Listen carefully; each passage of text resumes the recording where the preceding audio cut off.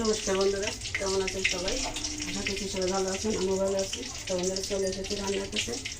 আমি দেখুন চলো অন করে কড়াই বসিয়েছি, কড়াইতে তেলও দিয়েছি। এখন রান্না করবো এই যে পুঁটি মাছ। আমি পরিষ্কার করে গরম জল দিয়ে নিয়ে লবণ হলুদ মেখে নিয়েছি। মাছগুলো দিয়ে দিচ্ছি কড়াইতে, দেখাচ্ছি আমি বাদ বাকি রান্নার উপকরণগুলো।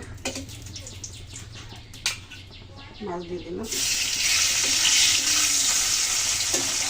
তেলে দিতে একটু হলুদ দিয়ে নিয়েছিলাম।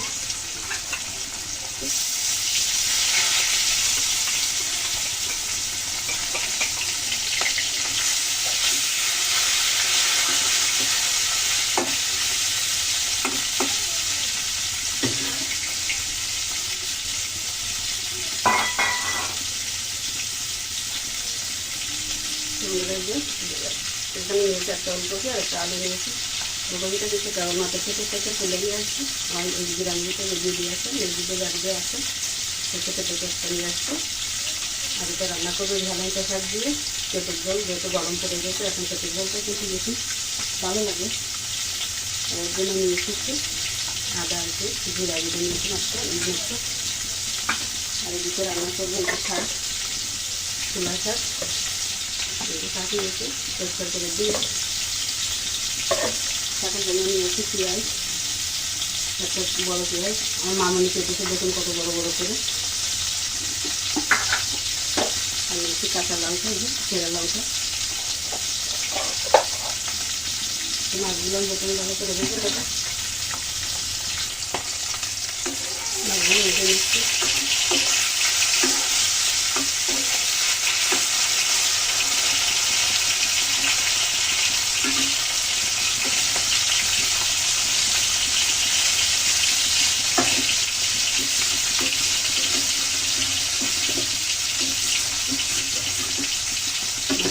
ভালো করে ভেজে নেব, মাছটা ভালো করে ভেজে নিলাম। এখন তুলে নিচ্ছি।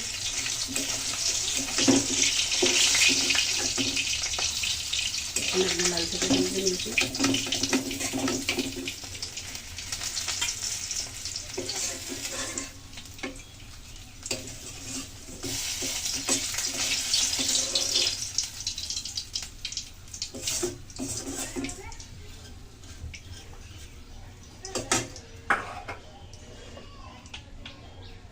এই তেলের ভিতরে আমি তরকারিগুলো ভেজে নিচ্ছি।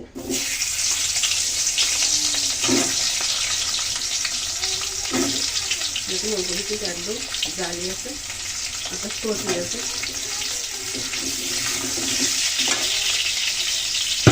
তাড়াতাড়ি সিদ্ধ হয়ে যাবে। তরকারি তো অনেকক্ষণ ধরে ভেজে নিলাম, দেখুন একদম লাল থেকে ভেজে নিয়েছি। এখন আমি জল দিয়ে দেবো। দেখুন একটা পড়ে গেল, কত লাল লাল করে ভেজে নিয়েছে। আমি জল দিয়ে দিচ্ছি।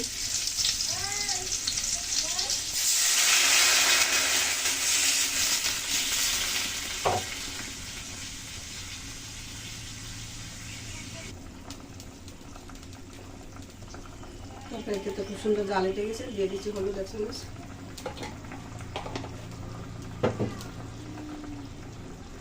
শাকগুলো এখন দিয়ে দিচ্ছি।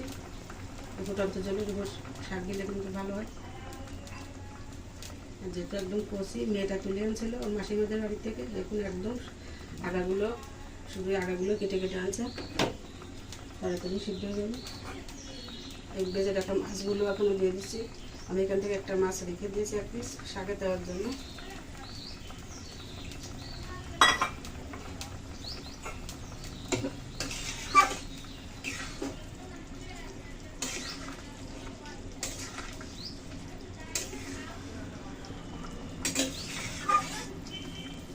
যেহেতু গরম পড়ে গেছে, এখন তেঁতুল ঝোল বলেন, ডাল বলেন, ভাজি, সব কিছু কিন্তু ভালো লাগে।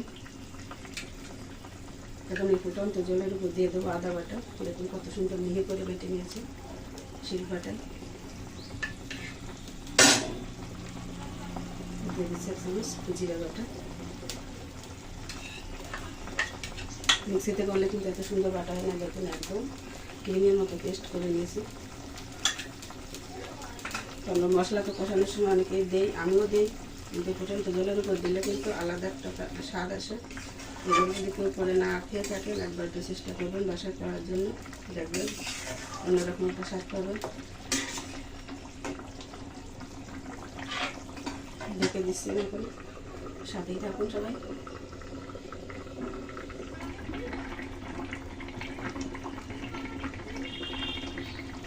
ঢাকনা তুলে নিয়েছি আমি। দেখুন জলে কিন্তু সুন্দর একটা কালার চলে আসছে। শাক দিলে বিশেষ করে জলে কিন্তু ভালো কালার আসে। আমি এখানে 1 চামচের মতো ওই আটা নিয়েছি, এটা গুলে দিয়ে দেবো। যেহেতু এটা তিতর ঝোল, সামান্য একটু ঘন হলে ভালো হয়। আবার এতটা দেয়নি যে কেউ বুঝতে পারবে সেভাবে না, হালকা একটু দিয়ে দেবেন।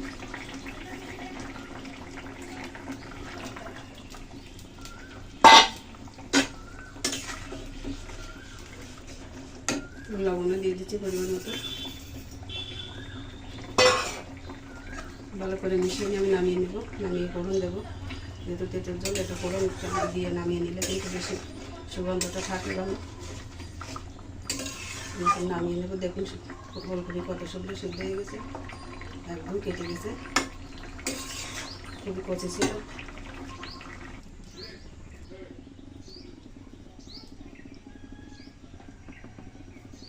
তো তেল দিয়েছি কড়াইতে, দেখুন তেল কিন্তু গরম হয়ে গেছে। আমি দিয়ে দিয়েছি কালো সরিষা,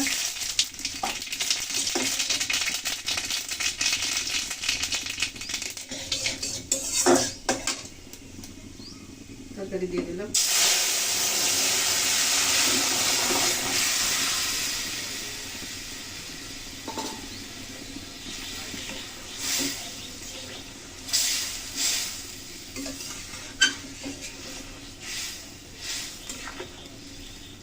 ফোড়ন দিয়েছি যেহেতু তেঁতুল জল, এই কারণে আমি কিন্তু দ্বিতীয়বার ফোড়নটা কমই দিই। খেয়াল করে দেখুন বন্ধুরা, তার কারণ হচ্ছে এই তেলটা উড়েও বেশি আমার কাছে মনে হয় যেন জানালা বেশি নোংরা হয়ে যায়, এই জন্য আমার কাছে খুব বেশি একটা পছন্দ হয় না ওটা। কিন্তু তেঁতুল জল দেখুন, এটা কিন্তু দ্বিতীয়বার ফোড়ন দিলে একটু বেশি ভালো লাগে। তো অল্পক্ষণ জাল করে নামিয়ে নেব। তো রান্নাতে হয়ে গেল, বেশ কিছুক্ষণ জাল করলাম, এখন আমি নামিয়ে নিচ্ছি। চুলা বন্ধ করে দিলাম।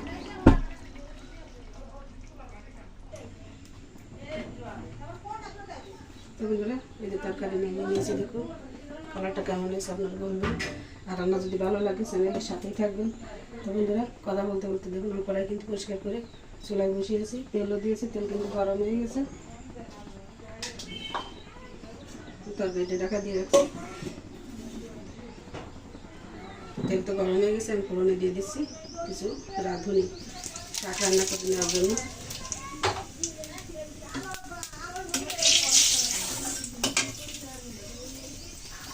দিয়ে দিচ্ছি কেটে রাখা পেঁয়াজগুলো।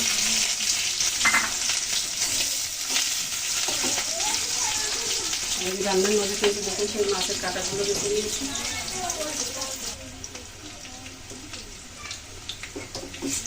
পেঁয়াজ হালকা ভেজে নিলাম, এখন এই মাছ দিয়ে দিচ্ছি।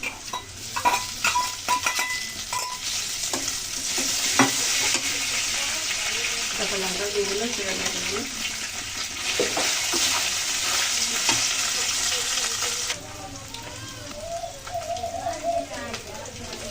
সব কিছু সুন্দর করে ভেজে নিয়েছি। এখন দিয়ে দিচ্ছি শাক। বন্ধুরা আমাদের ঘরের পাশে কিন্তু একবার আছে, প্রচুর কথা হয়, যেহেতু রাস্তার সাইডে ঘর, সাউন্ড পলিউশন হয় একটু, কী করবো। শাক কিন্তু অনেকটাই নরম হয়ে গেছে, সবগুলো শাক দিয়ে দিয়েছে। এখন দিয়ে দিচ্ছি লবণ পরিমাণ মতো, হলুদ 1 চামচ, ভালো করে মিশিয়ে নেব।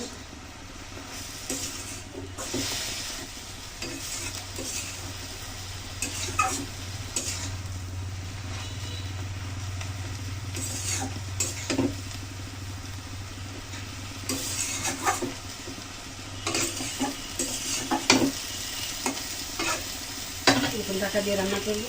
আর এই শাকের জলে কিন্তু শাক সিদ্ধ হয়ে যাবে, যেহেতু ঘন্টাখানেক আগে তুলে আনা শাক।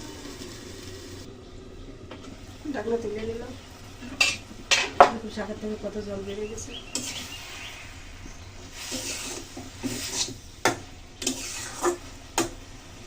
আবার ঢাকা দেবো।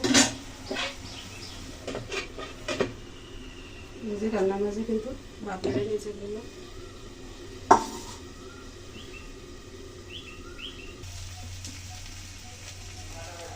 শাক তো রান্না হয়ে গেছে, সুন্দর করে মিশিয়ে নিয়েছি।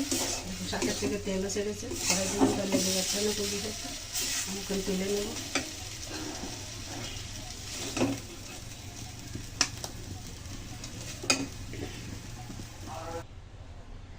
তো বন্ধুরা এই যে শাক নামিয়ে নিয়েছি।